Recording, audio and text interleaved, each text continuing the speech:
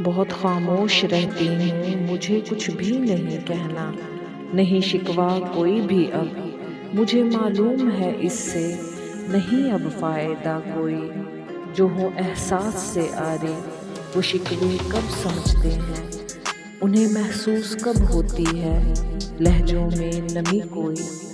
उन्हें लफ्ज़ों के नोहे भी सुनाई कब कहीं देंगे, बनाकर आईने दिल में वो अपने नस्ब रखते हैं। इन्हीं में अक्स लोगों के बनाकर खूब हंसते हैं, उन्हें मालूम ही कब है ये आईने कभी जब टूट जाएंगे तो बिखरी किरचियाँ दिल में ही इनके फैल जाएंगी।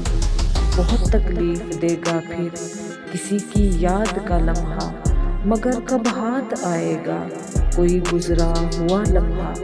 मोहब्बत रूठ जाए तो कभी वापस नहीं आती, यही सब सोच कर चुप हूँ।